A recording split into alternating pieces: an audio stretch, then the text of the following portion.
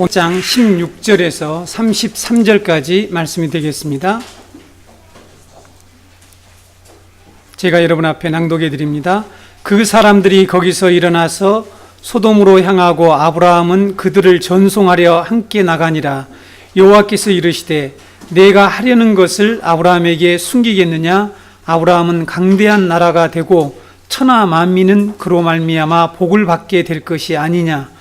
내가 그로 그 자식과 권속에게 명하여 여호와의 도를 지켜 의와 공도를 행하게 하려고 그를 택하였나니 이는 나 여호와가 아브라함에게 대하여 말한 일을 이루려 함이니라. 여호와께서 또 이르시되 소돔과 고모라에 대한 부르짖음이 크고 그 죄악이 심히 무거우니 내가 이제 내려가서 그 모든 행한 것이 과연 내게 들린 부르짖음과 같은지 그렇지 않는지를 내가 보고 알려 하노라.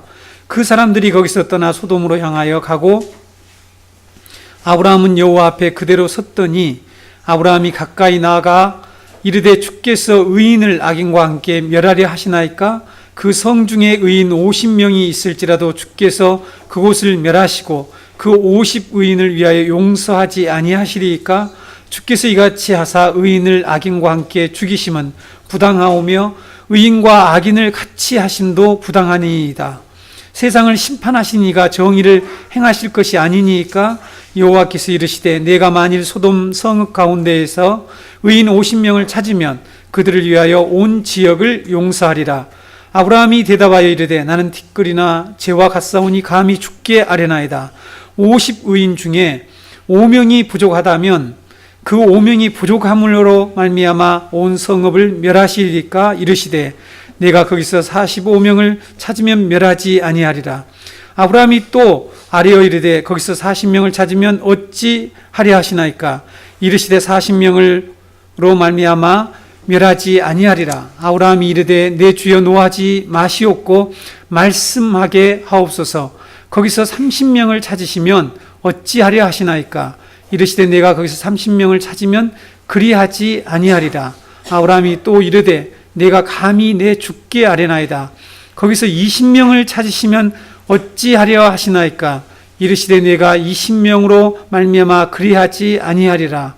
아브라함이 또 이르되 주는 노하지 마옵소서. 내가 이번만 더 아뢰리이다. 거기서 10명을 찾으시면 어찌하려 하시나이까?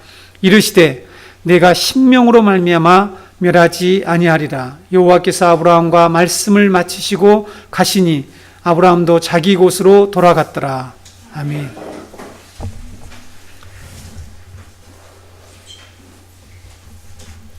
우리의 영적인 눈도 안경을 바꿔서 눈이 밝아지는 것처럼 그렇게만 할 수 있다면 얼마나 좋을까 하는 생각을 해보았습니다.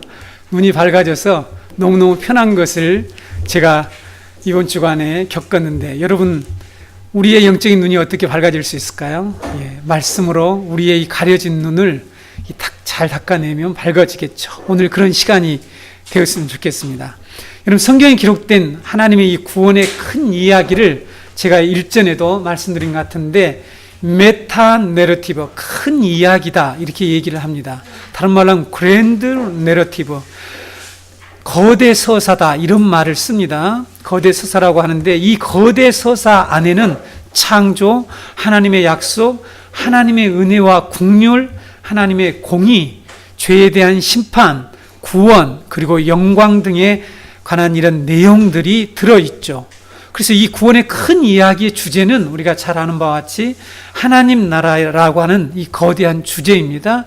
따라서 성경에 기록된 하나님의 나라 이 이야기는 역사를 이루고 있기 때문에 우리 역사를 이루어 가고 있기 때문에 역사 전체와 우리의 인생 전체를 설명해 주는 이 진리의 이야기를 우리가 알아야만이 우리가 이 세상을 이해하고 우리의 삶의 진정한 의미가 무엇인지를 알 수 있고 더 나아가서 지금 내가 어떻게 살아야 할 것인가 하는 이 문제를 제대로 알 수 있다는 사실입니다. 그래서 여러분 성경에 기록된 이 하나님의 구원의 큰 이야기의 이 맥락을 우리가 알아야 합니다. 역사는 하나님이 기록하신 이 메타 내러티브에 의해서 진행되어 가고 있기 때문에 우리는 반드시 하나님이 성취하실 이 하나님의 구원의 큰 이야기를 알아야 합니다. 그리고 진지하게 이것을 받아들여야 합니다. 왜냐하면 이것은 반드시 성취되고 이루어질 것이기 때문입니다. 진지하게 받아들이고 믿고 이것을 우리의 사고와 행동의 기초로 삼아야 합니다. 그렇지 않게 될 때에 우리가 오늘과 다음 주에 배우게 될 하나님 나라의 중요한 주제를 하나님께서 우리에게 말씀해 주시는데 그 일이 우리에게 닥치게 되기 때문입니다.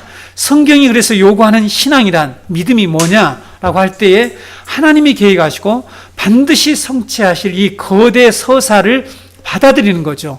그리고 그것을 믿는 것입니다. 그래서 우리가 그 이야기 안에 들어가서 그 이야기와 함께 살아가는 것을 성경이 말하는 신앙이라고 얘기합니다. 오늘날 많은 그리스도인들이 이 하나님의 이 거대 역사를 이루고 있는 하나님의 이 메타 내러티브 안에 들어가는 것을 우리 주명 집사님 방금 기도한 것처럼 거부하죠. 싫어하는 사람들이 참 많습니다. 자기가 자기 이야기를 쓰려고 한단 말이죠. 너무나 쉽고 많이 들었던 얘기지만 히스토리, 역사라는 것은 히스토리, 그의 이야기다라는 얘기를 우리들은 반드시 기억해야 됩니다.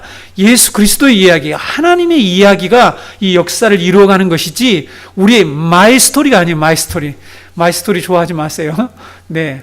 마이 스토리 좋아하는 사람은 가는 길이 딱 정해져 있습니다. 네. 어딘지 아시죠? 예, 무서운 곳. 우리는 지금 주일 오전 시간에 이 창세기를 통해서 바로 이 구원의 큰 이야기, 메타 내러티브를 배우고 있습니다.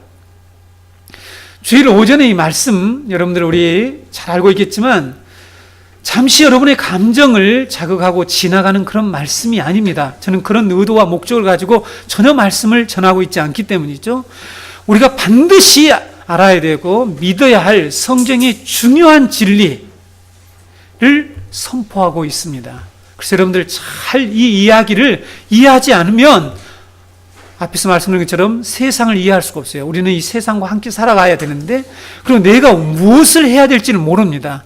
수많은 인간들이, 사람들이 무엇을 해야 될지 모르고 지금 아주 열심히 살아가고 있어요. 그렇죠? 우리는 그렇게 살아서는 안 되는 자들이죠. 그래서 여러분 이 말씀을 잘 듣고 정리하셔서 이 들은 말씀으로 여러분의 인생 전체와 역사 전체 그리고 여러분이 하는 일들을 올바로 해석하고 이 진리가 실제로 여러분의 삶이 되도록 해야 합니다.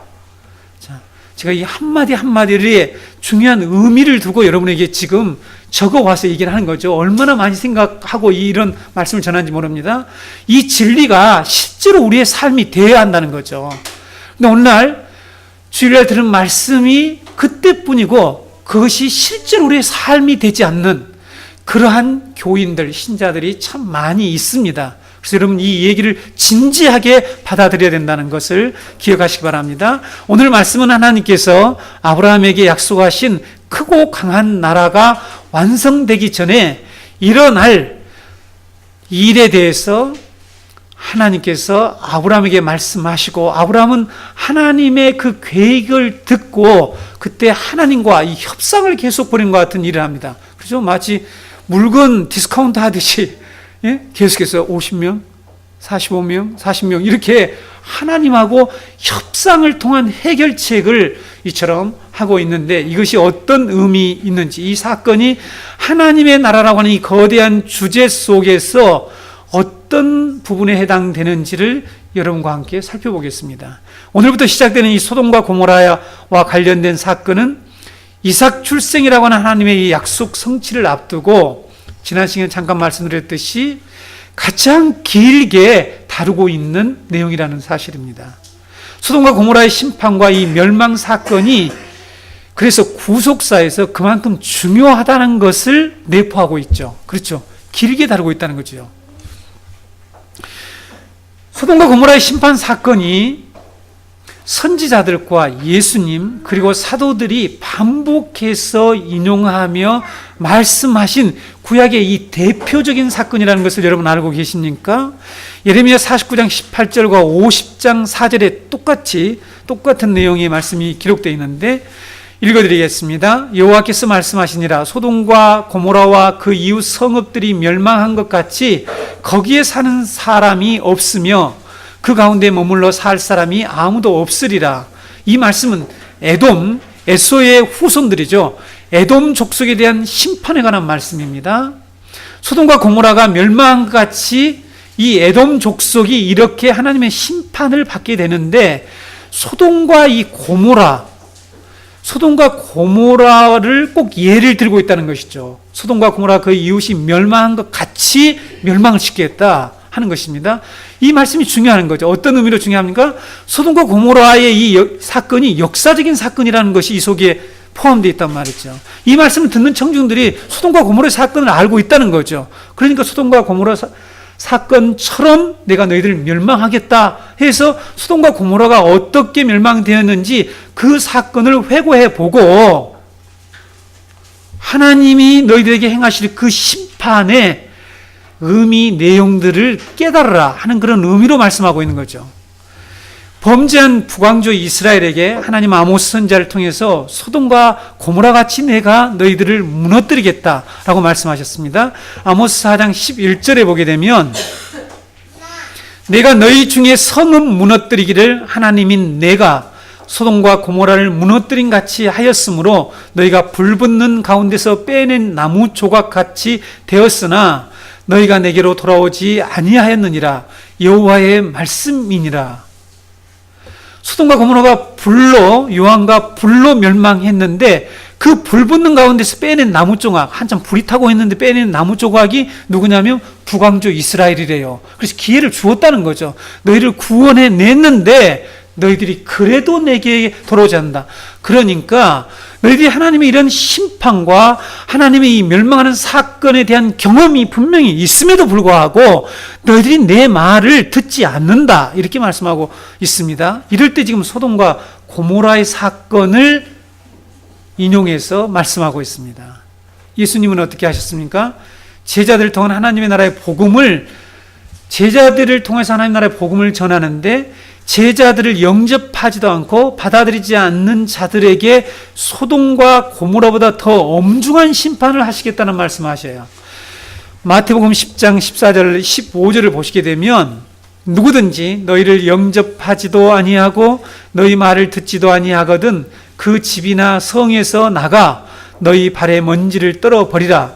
내가 진실로 너희에게 이르노니 심판날에 소돔과 고모라 땅이 그 성보다 견디기 쉬우리라. 그러니까 이 복음을 전하는 자들을 영접하지 않고 복음을 받아들이지 않는 자는 소돔과 고모라보다 더 엄청난 죄를 범하는 것이다, 이렇게 말씀하고 있습니다. 베드로 사도는 소돔과 고모라 사건, 아까 제가 앞에 말씀드렸죠. 선지자, 예수님, 사도들이 소돔과 고모라 사건을 이용해서 말씀을 듣지 않는 자들에 대해서 계속 경고하고 있다는 거죠. 그래서 이 사건이 매우 중요하다는 것입니다.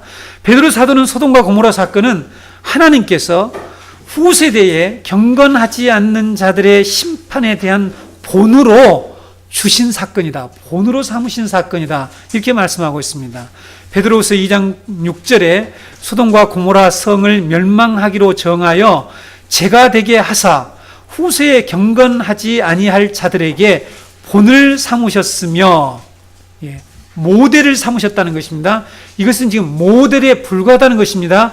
그러니까 모델이 가리키고 있는 실체가 있다는 것을 이 말씀을 통해서 우리는 알 수가 있겠죠. 유다서의 말씀을 다시 한 번 더 인용하겠습니다. 소돔과 고모라 사건을 유다서에서는 그들과 같은 행동을 하는 자들에게 거울이 되는 사건이다. 자, 그들과 같은 행동은 다음 주에 우리가 배우게 될 텐데, 유다서 1장 7절에 소돔과 고모라와 그 이웃 도시들도 그들과 같은 행동으로 음란하며 다른 육체를 따라가다가 영원한 불의 형벌을 받음으로 거울이 되었느니라. 거울이 되었대요. 여기서 거울이라는 단어는요, 연구해 보니까 제가 성경에서 딱 한 번 사용된 단어예요. 이 데이그마라고 하는 단어입니다. 그러니까 한 번 사용된 단어죠. 한 번 사용되는 단어인데, 이 데이그마라는 단어가 샘플이라는 단어예요. 여러분, 샘플은 우리가 요즘 감이 잘 오잖아요. 뭐죠? 견본이에요, 견본. 네? 견본을 보여주고 실체를 사게 하거나 이럴 때 견본 샘플을 우리가 가져가잖아요. 만들어서 샘플을 보여주는 거. 이그젠플이라고 하는, 예라고 하는 그런 뜻이 있습니다. 하나님께서 장차 하실 일을 미리 예로 보여주시고 견본으로 보여주신 사건이 바로 소돔과 고모라의 사건이래요. 여러분, 소돔과 고모라의 사건이 역사 가운데 일어났기 때문에 신약에 있는 청중들에게까지 이 얘기를 계속해서 인용하고 있습니다. 반드시 일어난 사건이기 때문에 이 견본이 가리키고 있는 사건도 반드시 일어난다는 거죠. 여러분, 이 시대가 지금 이 소돔과 고모라에 사는 사람들과 같은 행동으로 음란하며 육체를 따라가는 이런 삶을 살고 있습니다. 근데 많은 사람들이 이 하나님의 이 말씀, 하나님의 이 메타 내러티브 속에 들어있는 중요한 주제인 내용인 하나인 이 심판에 관한 말씀에 대해서 사람들이 믿지 못하죠. 믿지 못하고 있습니다. 그래서 그렇게 살아가고 있는 것이죠. 그런 사람들에게 어떠한 일이 올 것인 것을 오늘 분명하게 하나님께서는 말씀하고 있죠. 여러분, 이상과 같이 우리는 이 견본이 되는 소돔과 고모라의 사건을 보고 장차 있게 될 실체 사건을 준비해야 된다는 사실입니다. 그래서 오늘부터 시작되는 소돔과 고모라 사건은 우리의 신앙에 매우 중요한 내용이라는 것을 기억하면서 구체적으로 본문을 살펴보도록 하겠습니다. 오늘 본문의 첫 부분에 택함 받은 백성들이 받은 특권이 나타납니다. 우리는 소망이 있죠. 자, 우리는 이 죄악된 세상에서 소돔과 고모라 같은 세상에서 우리도 정말 신음하면서 살아가고 있죠.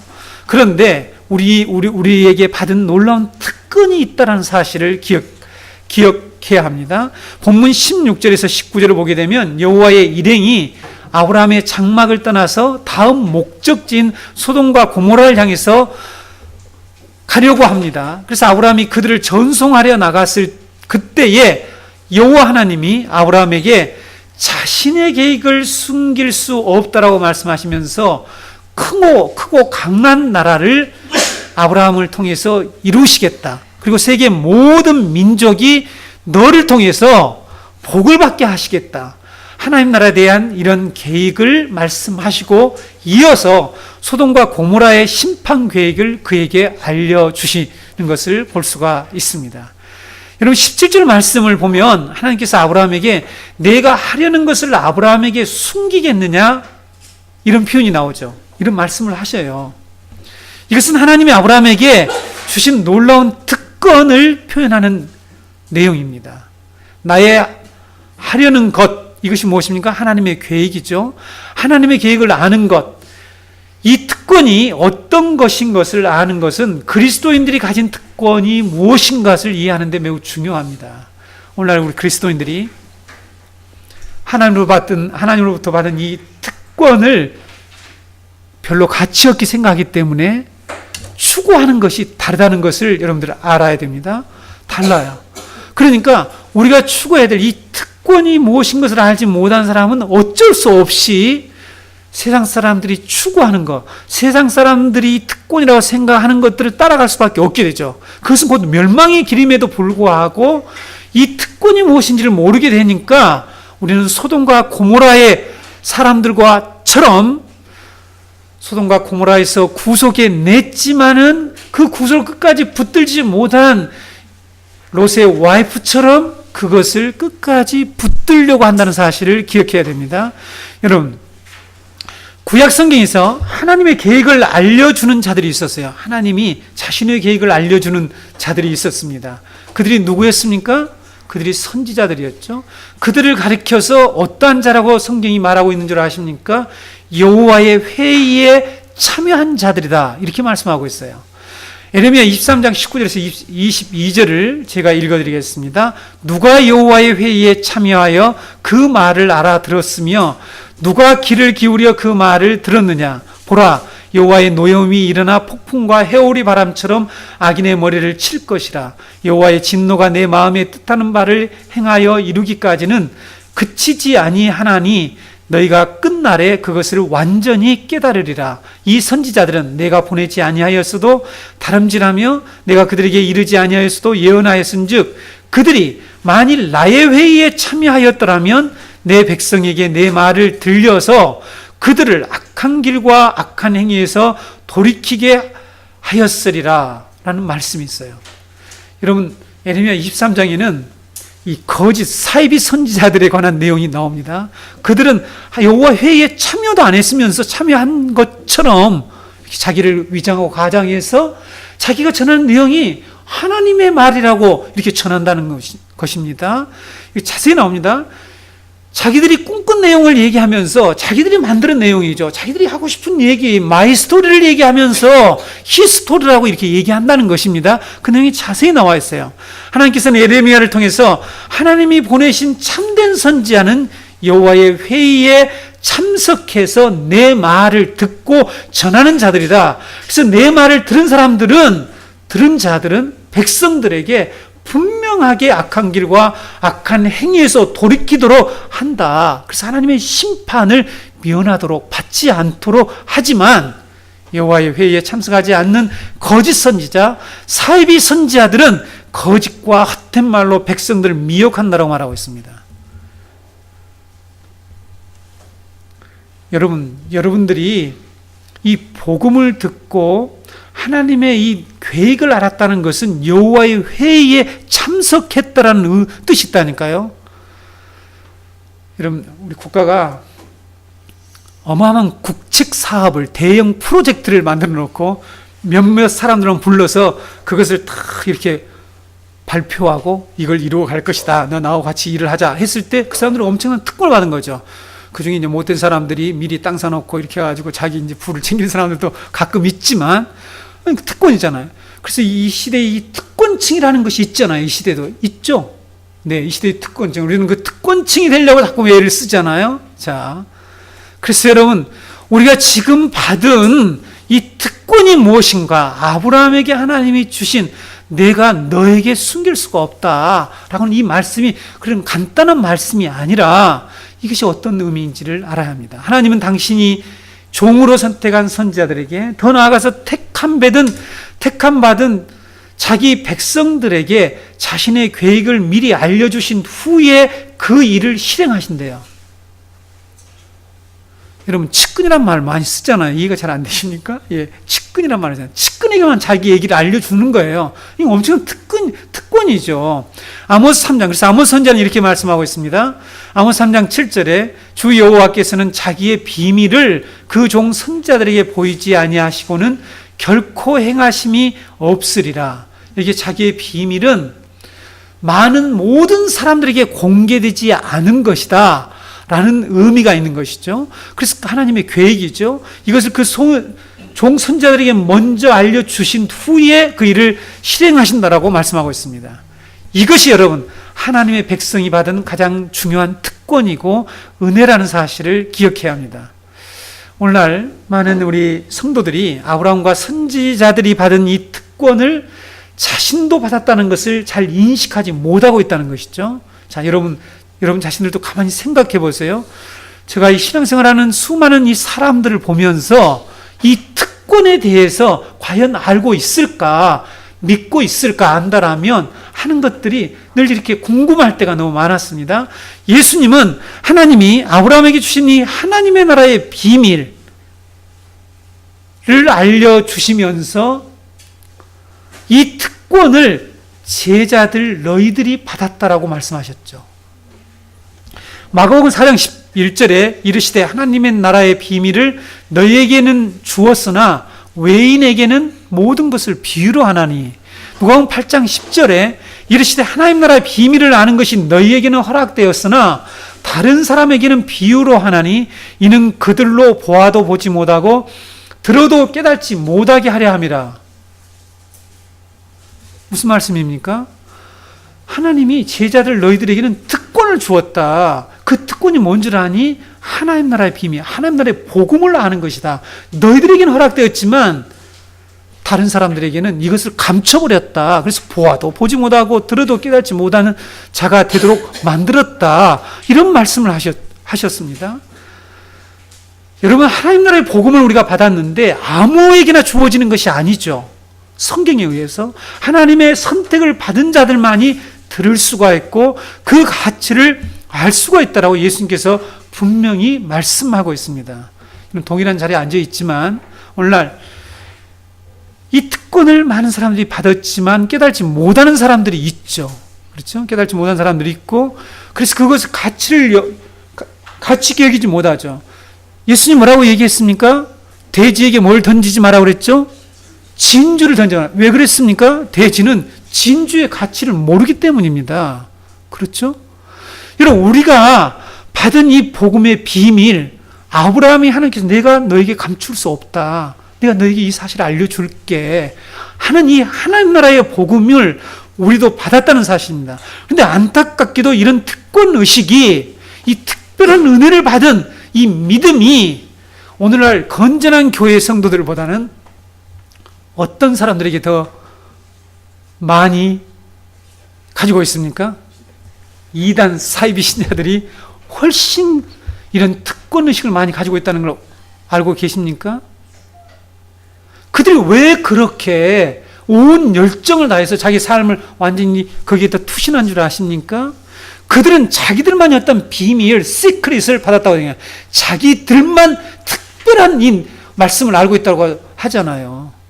그렇지 않습니까? 이단들이 강조하는 게 너희들은 몰라. 우리만 알았어. 우리 집단으로 오면은 알려줄게. 이렇게 얘기를 하고 있잖아요.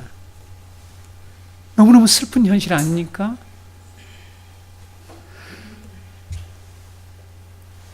이것은 분명히 잘못된 특권의식이죠. 예, 사이비들의 특권의식입니다.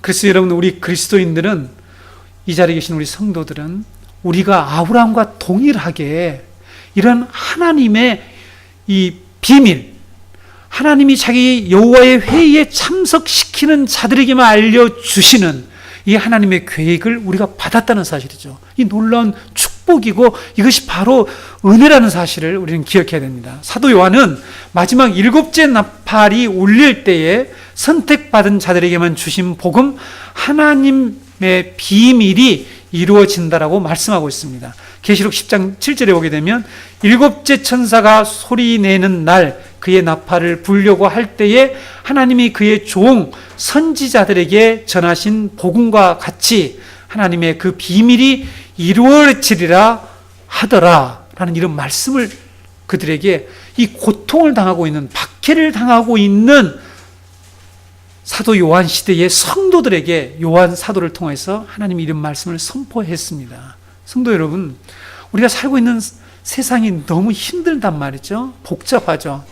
여러분, 매 순간에 행복하게 사는 분들이 있는지 모르겠지만 우리가 이 세상에서 우리가 가져야 할 참된 위로와 소망은 우리가 여호와의 회의에 참석해서 한 자라고 하는 이런 이 특권 의식, 이 좋은 말은 아니에요. 이 특권 의식이 요즘 아주 우리 사회에서는 좋은 말을 쓰여지지 않으니까. 그러나 이것은 특별히 주신 하나님의 은혜고 하나님 우리에게 주신 권리라는 거죠.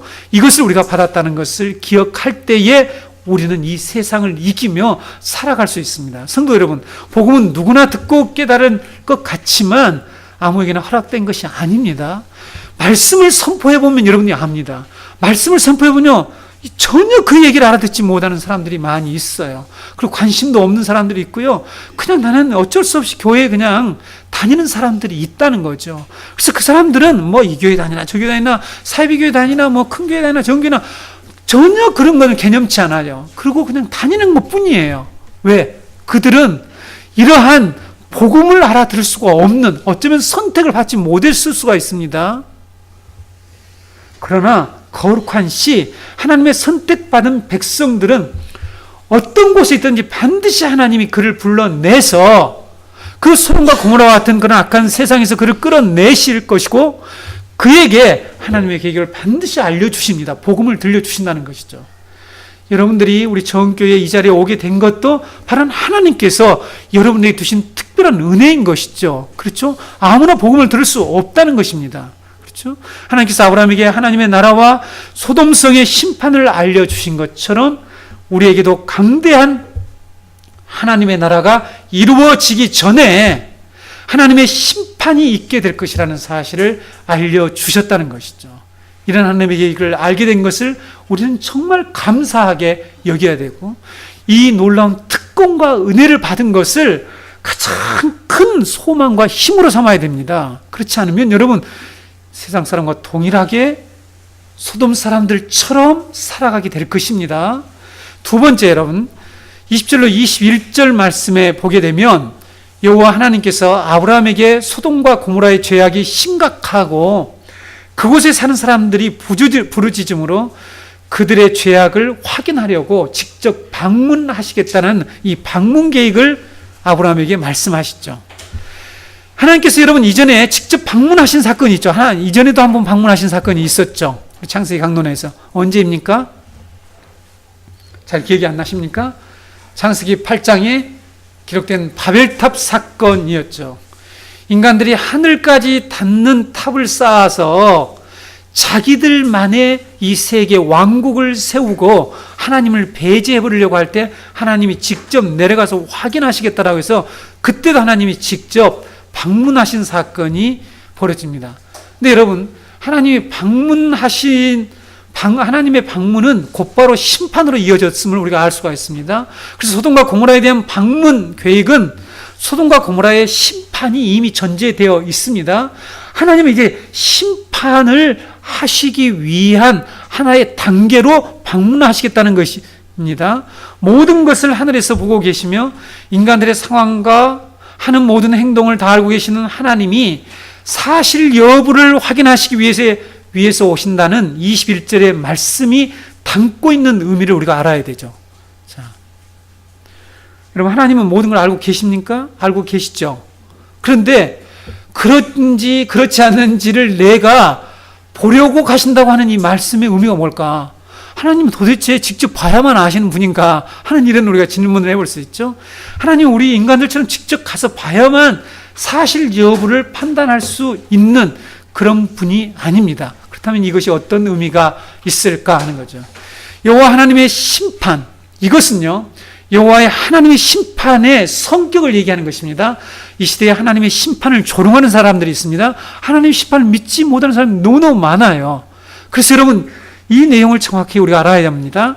여호와 하나님의 심판은 정확하고 확실한 근거에 의해서 공의롭게 이루어진다는 것을 지금 말씀하시고자 내가 내려가서 직접 확인하겠다라는 말씀을 하신다는 것입니다. 공의로운 하나님이 직접 판단하셔서 정당하고 공정한 심판을 하시겠다라는 뜻을 가지고 있는 것이죠. 인간들은 아무리 공정한 판단을, 재판을 한다라고 말을 하지만 할 수가 없죠. 왜 할 수가 없습니까? 우리 인간들은 교묘하게 거짓말을 하거나 꾸며대거나 속이면 죄를 찾아내지 못합니다. 오판할 때가 참 많이 있습니다. 그 사람의 속을 알 수가 없습니다. 사람의 중심을 알 수가 없죠. 그래서 많은 사람들이 억울하게 사형을 당하거나 누명을 쓰고 감옥살이를 하는 사람들이 이 세상에 너무너무 많아요. 물론 의도적으로 그렇게 한 일도 있지만 정말 그렇지 않음에도 불구하고 죄를 제대로 찾아내지 못해서 엉뚱한 사람이 감옥살이를 하고 죽어가는 일들이 있어요. 그래서 사형 존치론자들과 사형 폐지론자들이 지금 팽팽하게 맞서고 있습니다. 심지어는 우리 그리스도인들조차도 사형 존치론이, 사형제도 존치론이 맞냐, 사형제도 폐지론이 맞냐, 사형제도는 폐지돼야 된다 복음시대에 하는 게 맞느냐, 이 문제로 여러분 이 법을 전공하는 사람들이 팽팽하게 지금 맞서고 있습니다. 여러분은 어떻게 생각하십니까? 사형제도가 여전히 율법시대처럼 사람을 죽인 자는 반드시 죽여야 된다라고 하는 그 말씀대로 이 시대의 그 제도가 유지되어야 된다고 우리는 믿어야 하는 건지 아니면 아니다라고 믿어야 되는 건지, 이 문제를 우리는 구별해야 되겠죠.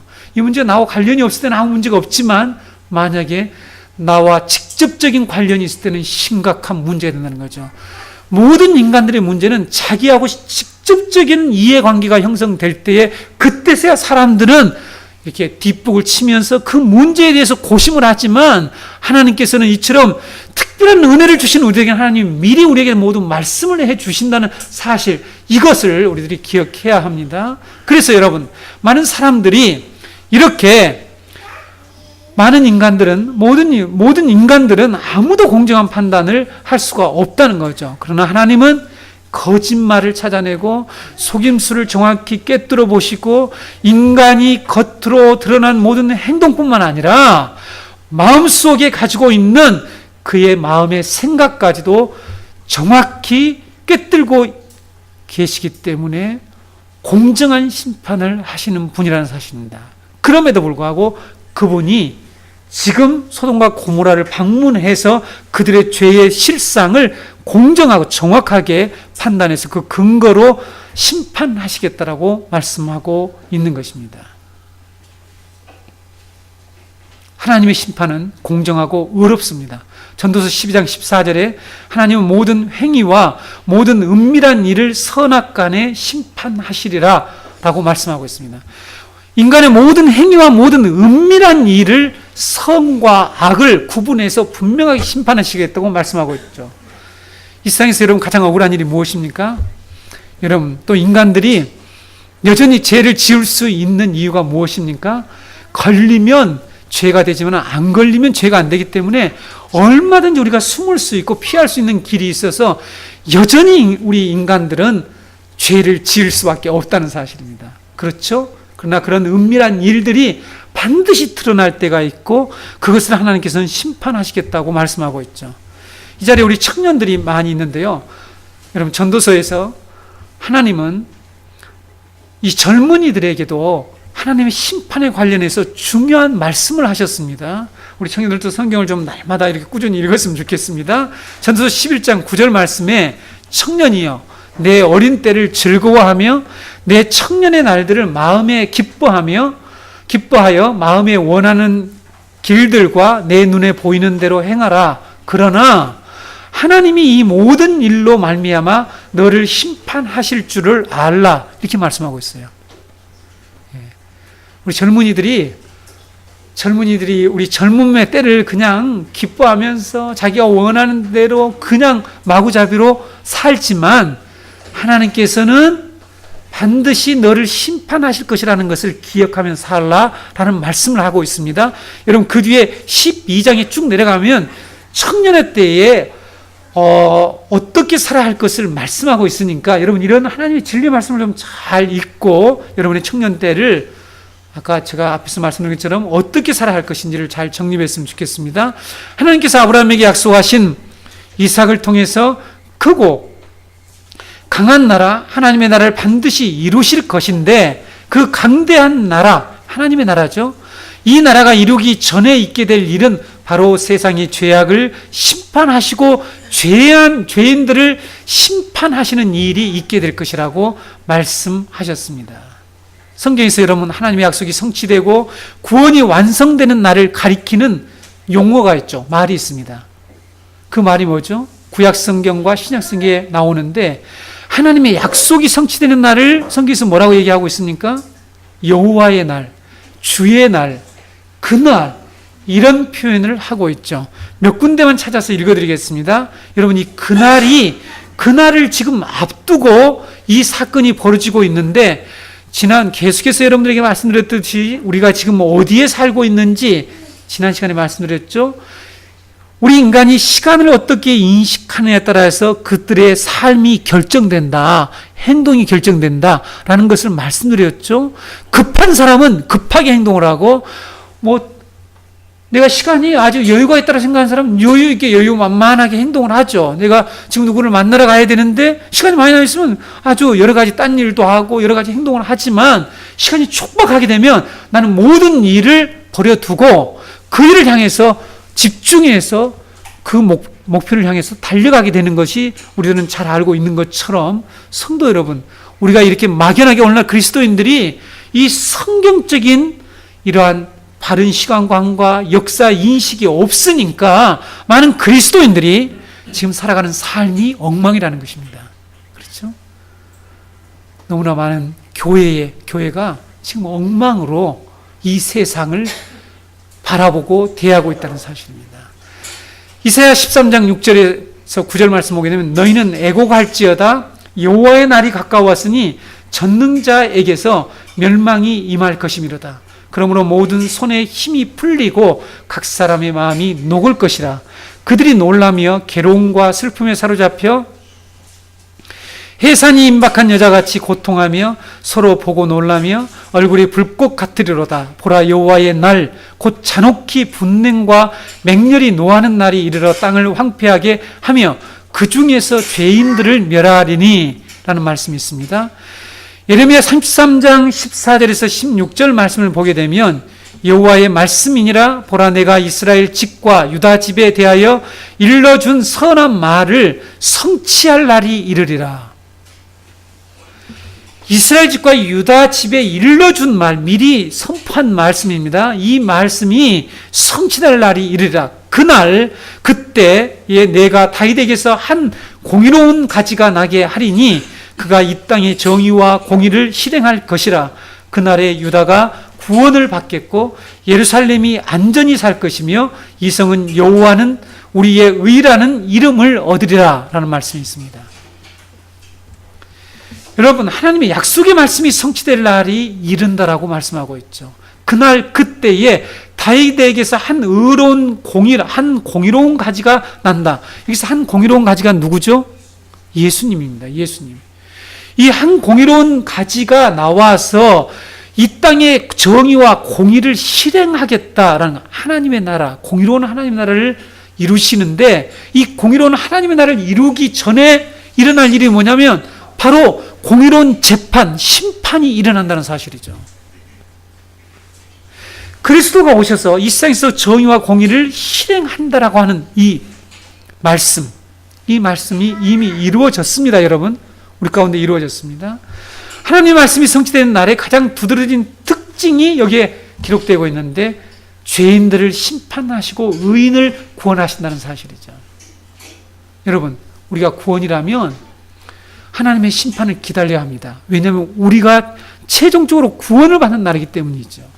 그런데 우리가 정말 이 의인이 어떤 자인가, 내가 정말 의인, 예수 그리스도로 말미암아 의인 되었다고 하는 이 믿음이 분명하지 않기 때문에 하나님의 심판을 기다리지 않는 거죠. 하나님의 심판이 속히 이루어져야 합니다. 왜 그렇습니까? 이 세상에 부르짖고 울부짖는 신음하는 수많은 영혼들이 있기 때문이죠. 하나님께서 아브라함에게 약속이 성취될 날을 말씀하시고, 이어서 소돔과 고모라의 심판 계획을 알려주시고, 소돔과 고모라를 심판하셨죠? 다음 주에 우리가 배우게 됩니다. 그리고 그 다음에 일어난 사건이 뭐냐면 사라 사건을 통하여서 아비멜렉 왕으로부터 많은 재물을 얻게 하는 이런 일들이 벌어져요. 이 사건도 여러분, 하나님의 나라의 프로세스, 하나님의 나라의 이 진행 과정을 잘 설명해 주고 있습니다. 우리에게 정말 영광스러운 소망을 주는 그런 날이 어떻게 이루어지는 것을 말씀하고 있습니다. 그리고 이삭이 출생하게 되죠.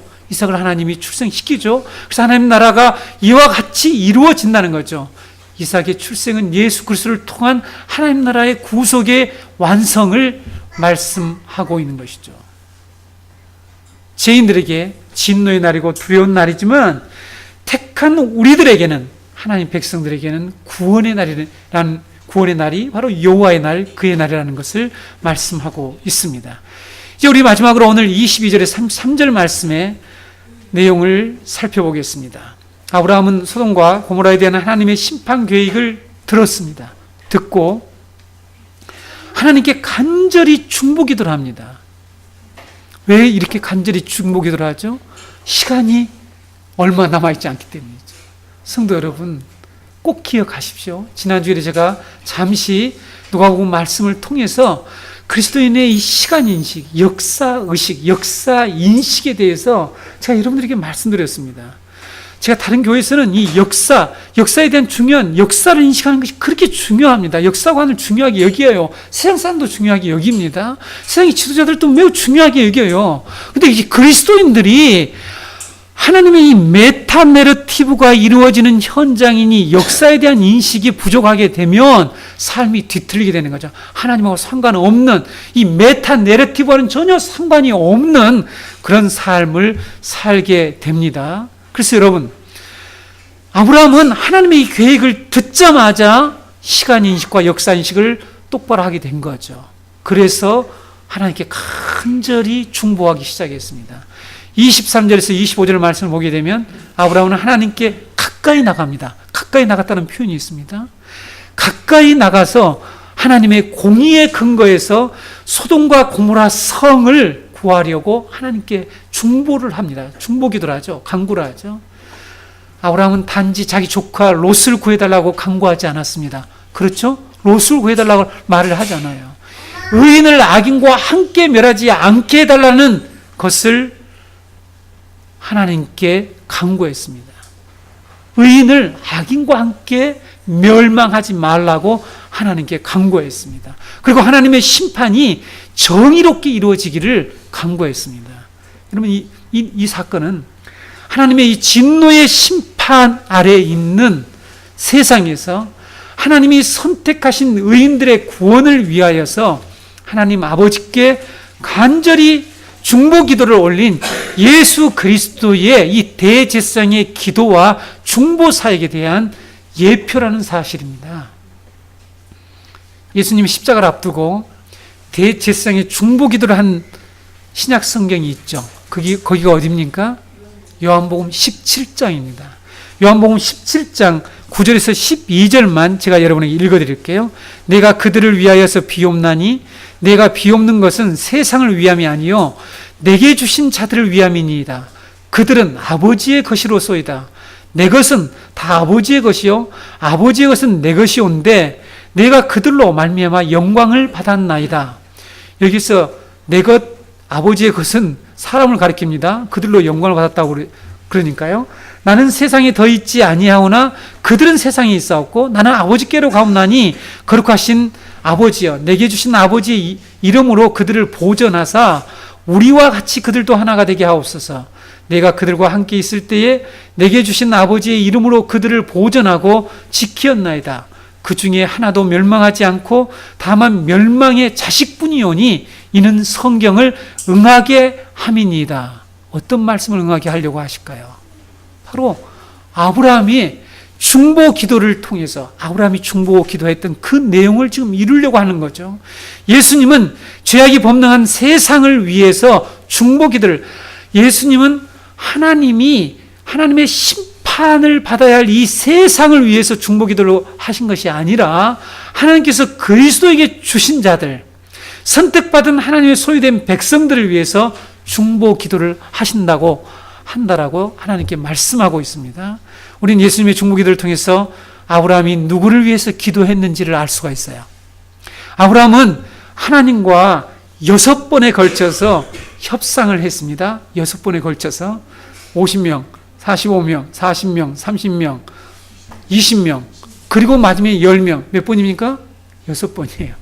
제가 세보니까 6번.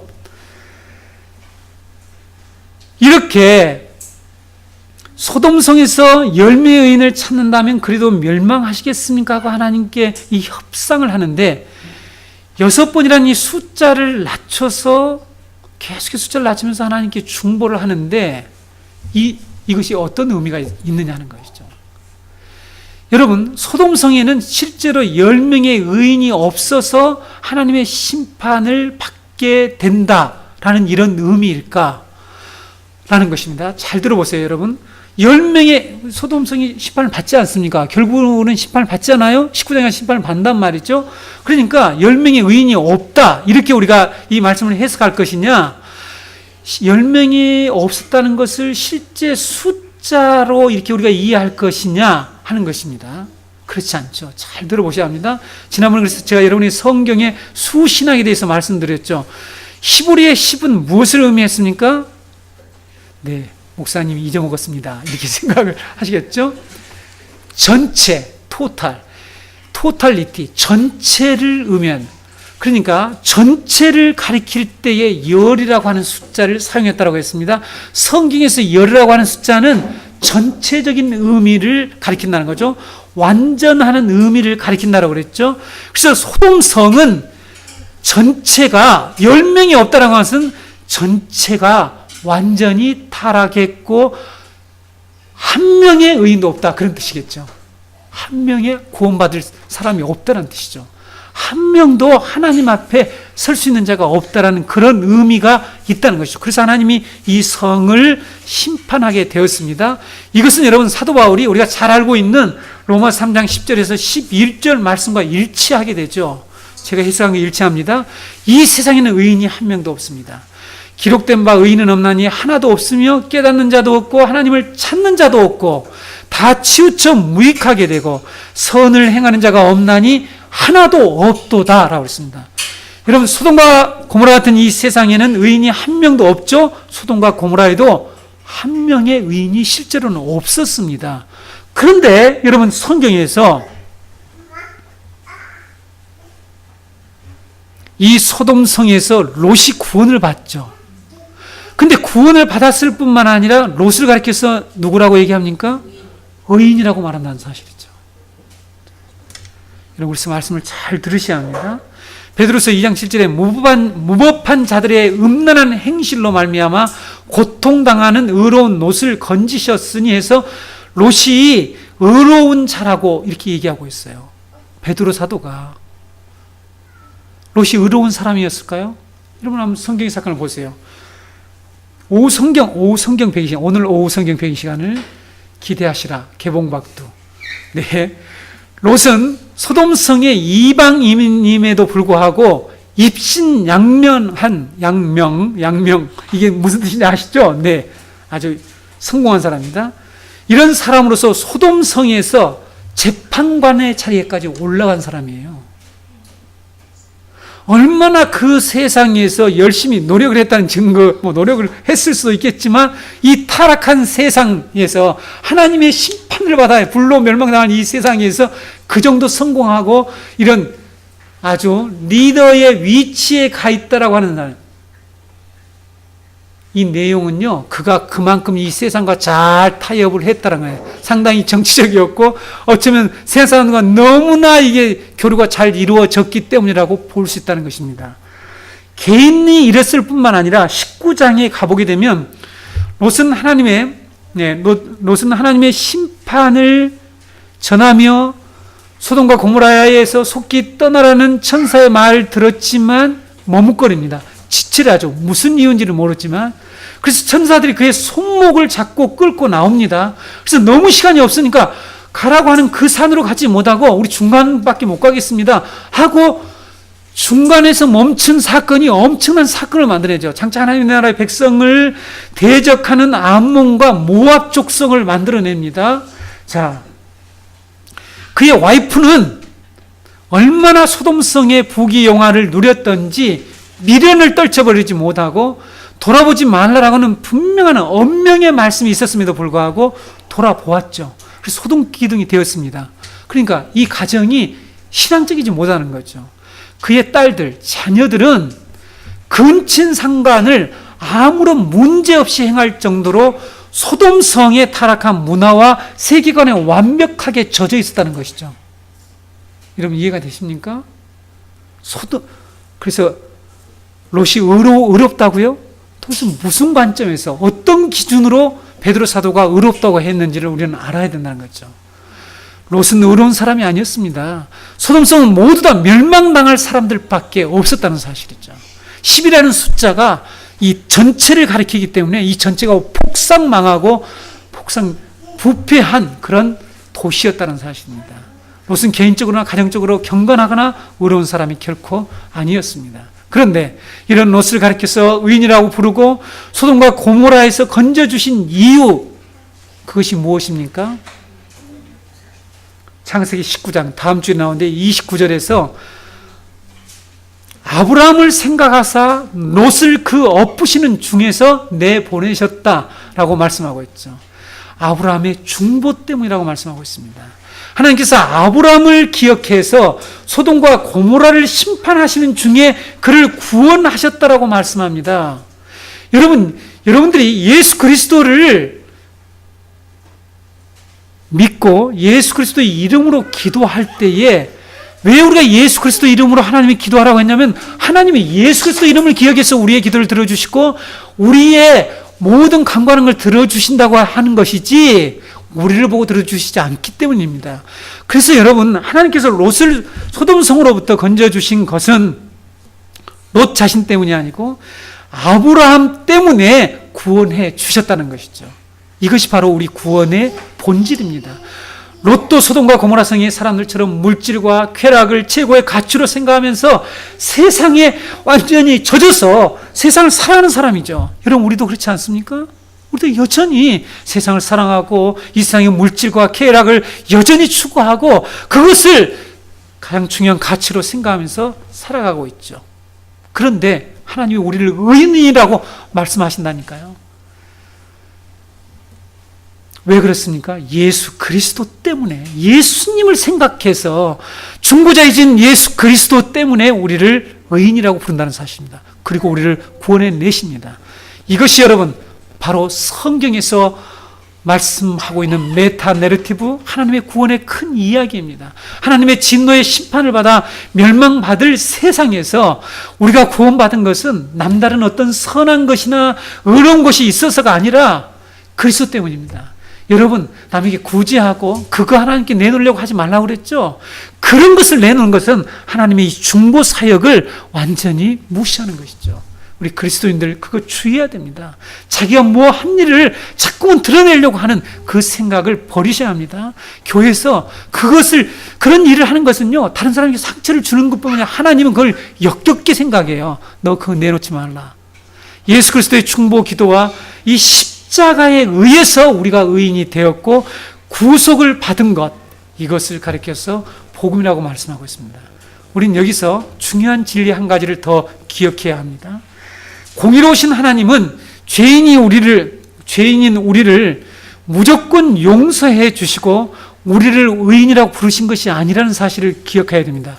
잘 들으셔야 합니다. 이 부분에 지금 여러분 로마서 복음을 아주 간단하게 제가 설명을 합니다. 만약 그렇다면 하나님은 공의로운 분이 아니죠.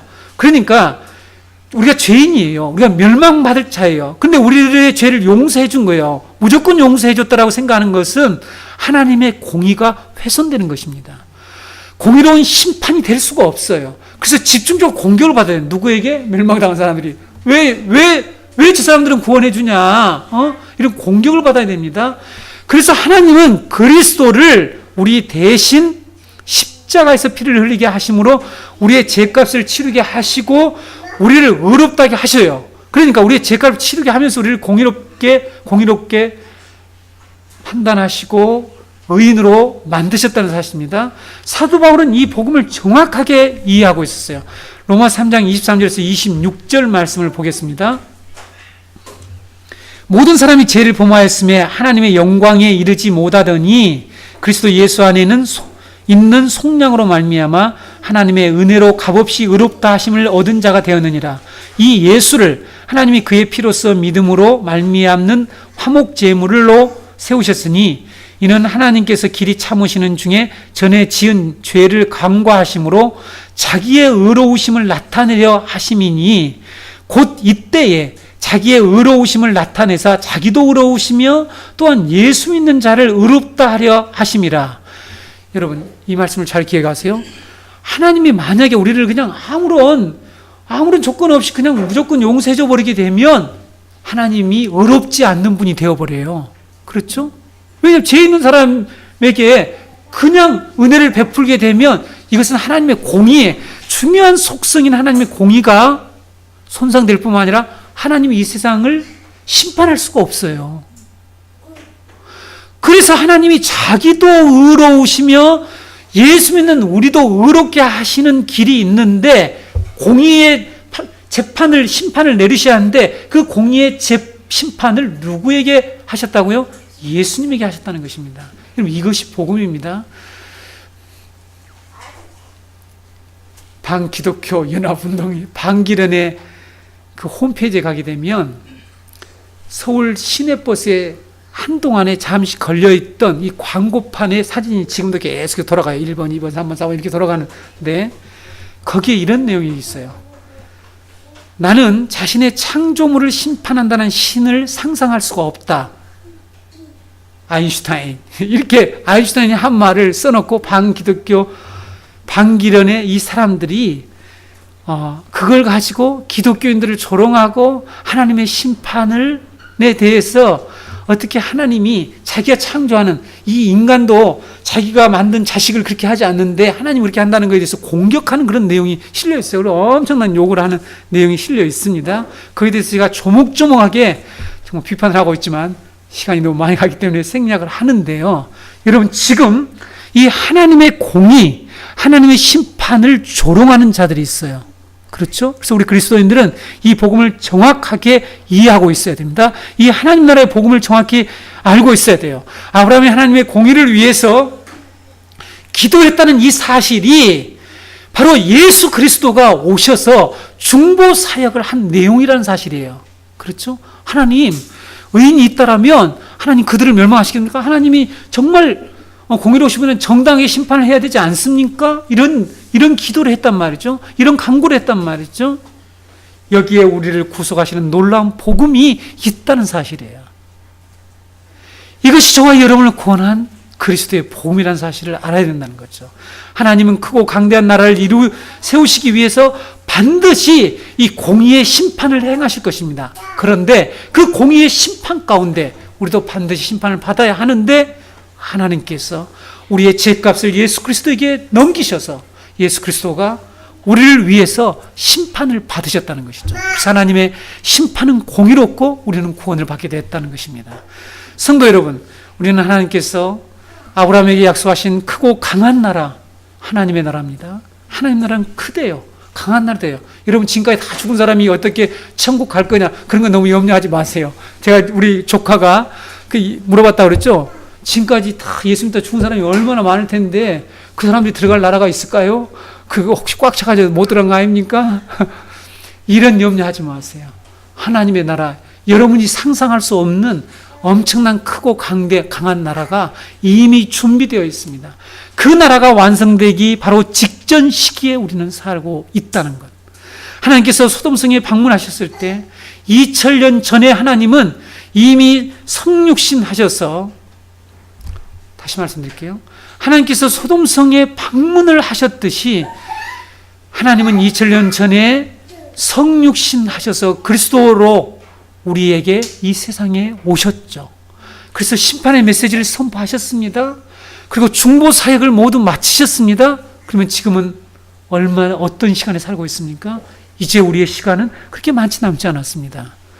1960년대 내세 지향적인 그런 메시지를 통해서 일제의 압제를 받고 고통당하는 우리 백성들에게 계속 내세 종말론적 신앙을 강조해가지고 성도의 신앙을 세웠는데, 저는 그런 신앙을 여러분에게 강조하는 것이 아니라 여러분들이 지금 이 하나님의 나라가 어떻게 이루어져 가고 있는지 이 과정을 정확히 말씀을 통해서 이해하고 올바른 세계관과 올바른 시간인식과 역사인식을 가지고 우리의 삶을 변화시켜서 우리가 지금 살고 있는 이 시대가 마지막 하나님의 심판을 앞두고 있는 것은 분명한데 그 시간은 우리가 계산할 수 없지만 우리는 이 회개의 복음을 붙들고 사람들에게 악한 길에서 돌아오라고 하는 이 사명을 받은 자라는 사실을 기억해야 합니다. 그래서 하나님의 백성을 모아야 하는 그런 시대에 살고 있다는 것을 기억해야 합니다. 죄인을 의인되게 하시는 이 복음을 믿고 하나님의 심판에서 구원받은 성도들이 되어야 합니다. 성도 여러분, 우리의 이 시대를 여러분들 어떻게 보내서는 안 됩니다. 저는 시간을 낭비하는 사람을 정말 그리스도인인가 하고 의문을 품습니다. 여러분, 우리의 이 모든 삶의 과정 속에 하나님의 이 메타 내러티브와 함께 걸어갈 수 있는 그것이 곧 하나님과 동행하는 삶입니다. 동행한다는 의미를 막연하게 생각해서 하나님은 분명히 어떻게 동행할 것을, 그래서 아모스 선지자 아까 아모스 3장 7절 말씀에 어떻게 뜻이 맞지 않는데 내가 너하고 같이 동행을 하겠느냐는 말씀이 바로 그 위에 나오고 3장 7절 말씀이 나는 반드시 내 종 선지자들에게 나의 비밀을 알려주고 실행한다. 그런데 너희들이 왜 그걸 받아들이지 않느냐? 받아들이지 않는 너희들과 어떻게 내가 동행하겠느냐 이렇게 말씀하고 있습니다. 오늘날 하나님과 동행하지 않는 신자들이 너무 많습니다. 우리 정교회 가족 여러분, 하나님과 동행하는 여러분이 되시기를 바랍니다. 기도하겠습니다.